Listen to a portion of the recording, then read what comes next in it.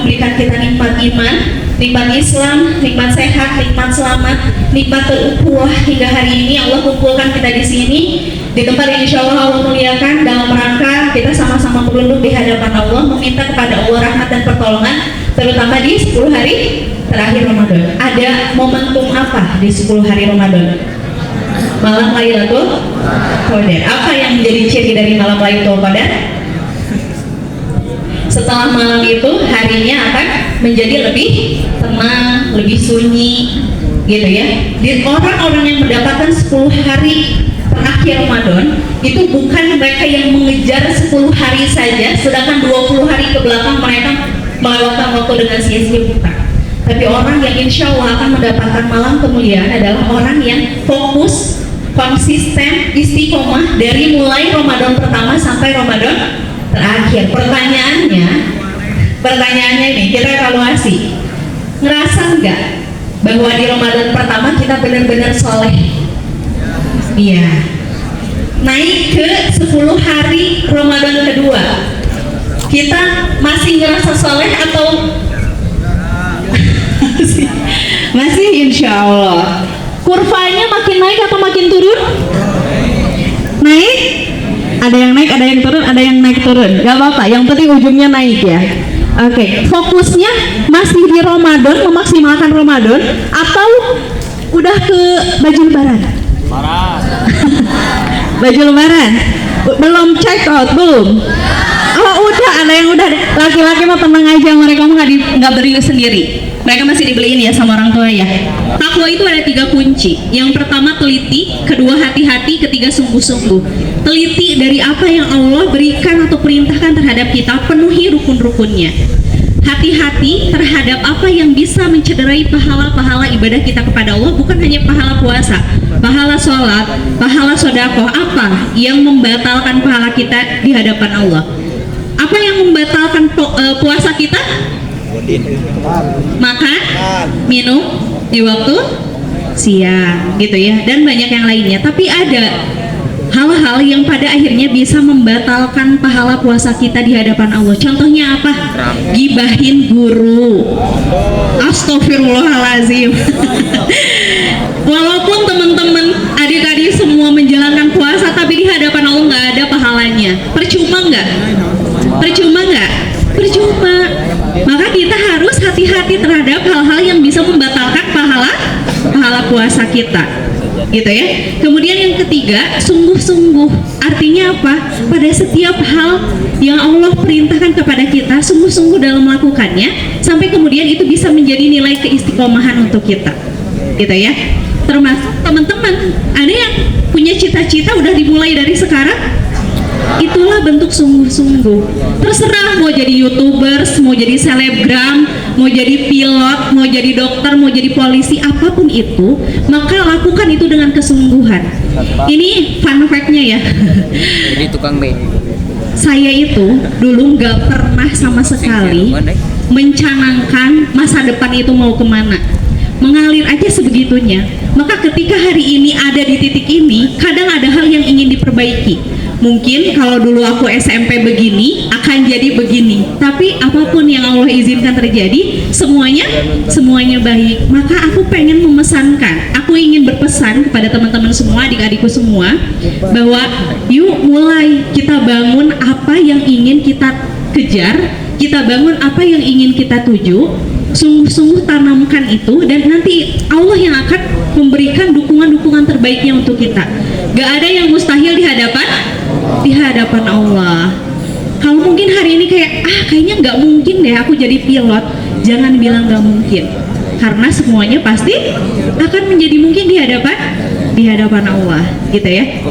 Jadi orang-orang yang beruntung adalah mereka yang hari besoknya itu lebih baik dibandingkan dengan hari ini.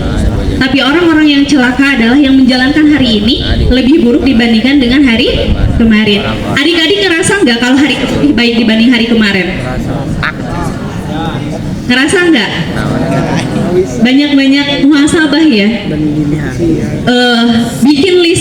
Bikin listing amalan kita mau seperti apa, apa yang mau kita lakukan, apa yang mau kita kerjakan, apa yang mau kita tingkatkan. Sholatnya mungkin sebelum Ramadan sholatnya masih bolong-bolong. Ada yang masih bolong-bolong sholatnya?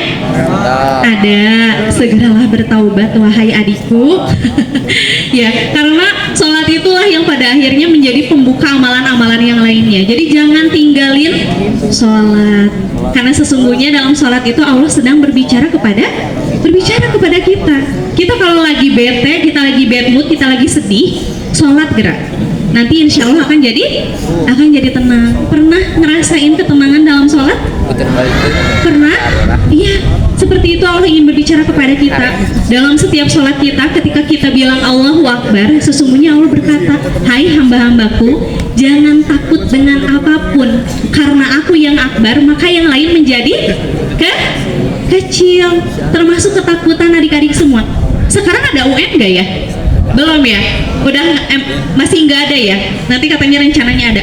Dulu waktu saya SMP, SMA itu masih ada UN. Menghadapi UN itu cemasnya luar biasa, takutnya luar biasa. Ada 3M 1I. Apa? 3M 1I. M yang pertama itu adalah muraqabah. Muraqabah itu adalah selalu merasa diawasi oleh Allah. Maka orang-orang yang punya jiwa muraqabah, mereka akan senantiasa punya satu sikap di jiwanya, yaitu sikap ihsan. Walaupun kita tidak melihat Allah, tapi kita yakin bahwa Allah selalu memperhatikan kita. Makanya kalau misalkan adik-adik ada yang tergoda mau mokal, mau godin gitu ya. Setan. Oh, ada yang aham-aham, ada yang merasa. Meskipun di kolong meja sekalipun atau di lubang semut sekalipun, Allah maha melihat, bahkan dari sisi hati kita, gitu ya. Bahasa mana mokel tehnya? Ya Allah, gitu ya.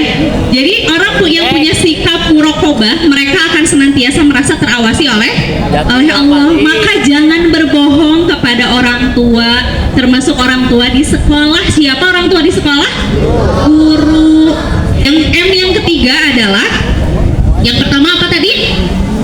Muraqabah. Yang kedua mujahadah. Yang ketiga adalah muhasabah. Sering-sering evaluasi diri, sering-sering tanyain ke diri, apakah saya berubah, apakah saya lebih baik, apakah saya menyakiti orang lain atau tidak.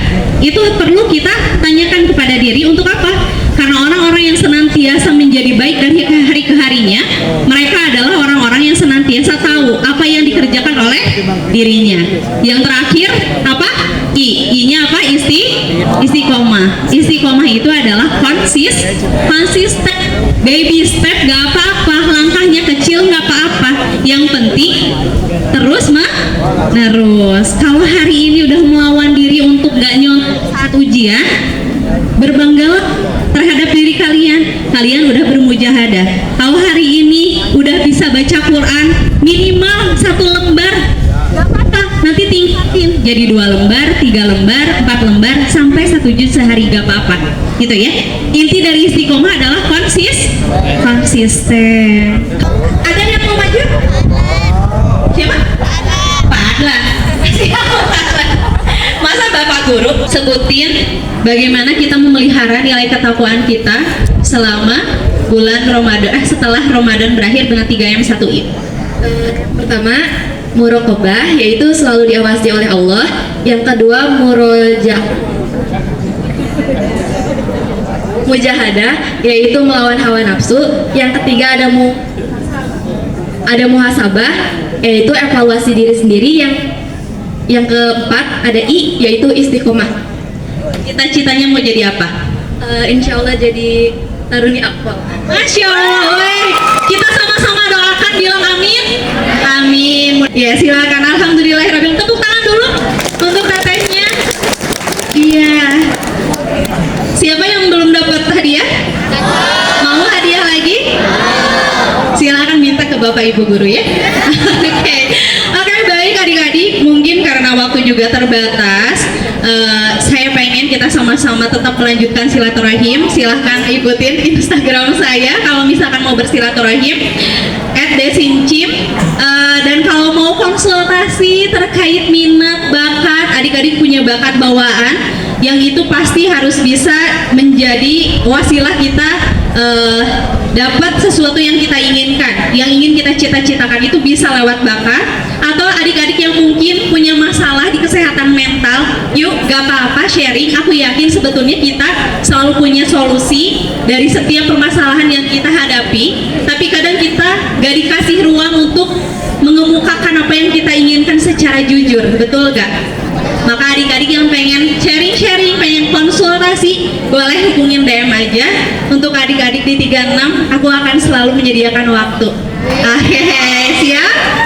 Insya Allah mudah-mudahan pertemuan ini bukan pertemuan yang pertama dan terakhir. Kalaupun nanti ketemu di jalan atau di pasar, lagi ngapain ya di pasar? Di jalan boleh ditepuk, teh aku anak 36 gitu ya.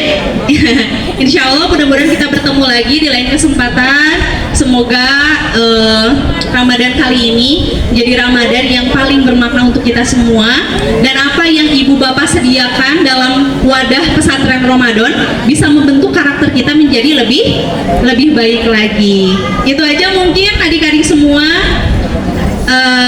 Mudah-mudahan kita semua Allah berikan keberkahan, Allah sampaikan kepada titik kemenangan, dan Allah jadikan kita menjadi pribadi atau hamba yang dicintainya. Bila fisabilillah, wassalamualaikum warahmatullahi wabarakatuh.